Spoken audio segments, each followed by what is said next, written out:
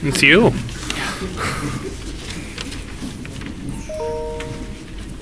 Brad, just how weird was it out there with the fans rooting for KG and Paul and the Celtics? The only thing I could say is what I said on the bench, and that is this town gets it. You know, this town is special, and you can see why, and all the people that have gotten a chance to play here and that you talk to, whether they played here for a year or whether they played here for 15 years, all talk about how special it is, and you know that coming in, but you can feel it on nights like tonight, and it was really a great tribute to both guys. Obviously, extremely well deserved, and I wish we could have come out on top at the end, but we just didn't quite have enough from a basketball standpoint to finish it.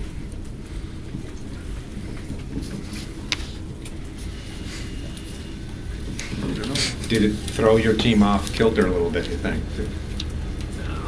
I mean, no more than it would have thrown them off.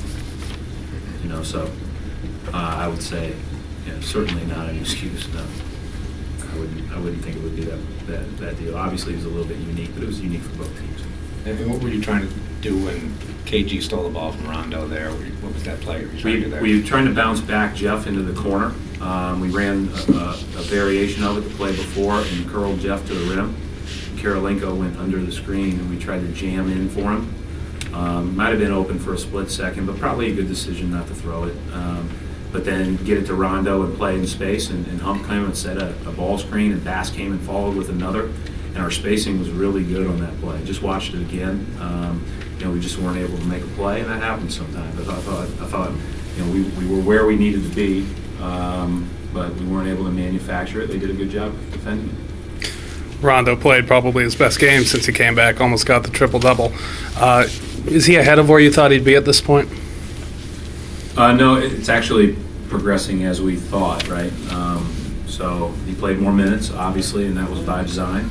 It was increased. I was told that we're good to go to 30 minutes, and so he, that probably helps him get a better rhythm when he's in the game. Those 5-minute stints aren't that fun to play as a player. You can never get a real flow or rhythm. But he played the last 8 minutes and 42 seconds and had pretty good wind most of the time. I still think he's, game 5 of exhibition season, and I think he'll continue to get better.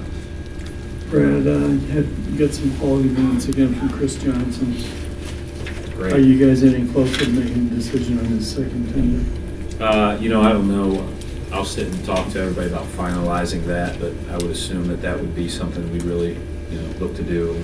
He was great. I mean, he's been fantastic and aggressive, and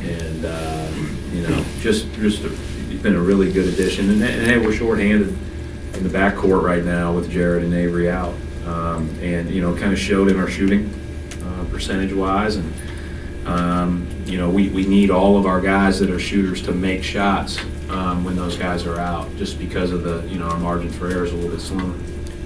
Brad, they only had 6 points apiece, but do you think some of your younger players perhaps can learn something from Paul and KG, the way they handled themselves in the last portion of that game tonight?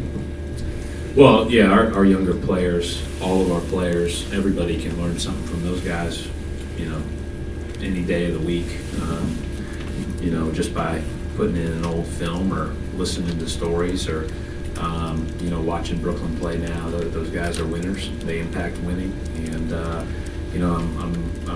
I'm excited to I'm excited for them that they got a chance to experience this, because that was really neat for both of them, I'm sure.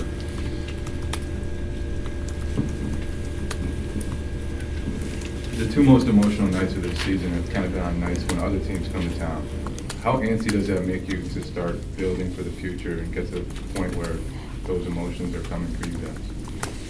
Well, I've said this a couple of different times. When the Clippers were here, a couple of times in other games that we played, and then certainly today. I was talking to Jay Larinaga about it. How much fun would this be when you're in contention, you've got the playoff atmosphere, you've got those kinds of things, because it is it'd be a blast to play in that environment. we've been in now in most of the NBA environments. There's not a better one. It's among other things, even Ron Adams talked about this a little bit before, because he's been in the NBA for 22 years, just talking about what a blessing it is to be a part of this organization.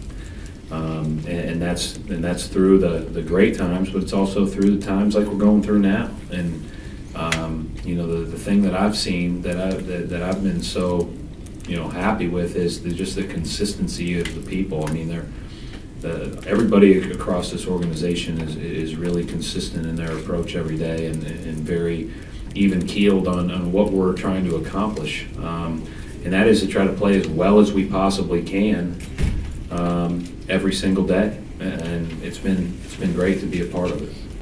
I'd like to win a few more.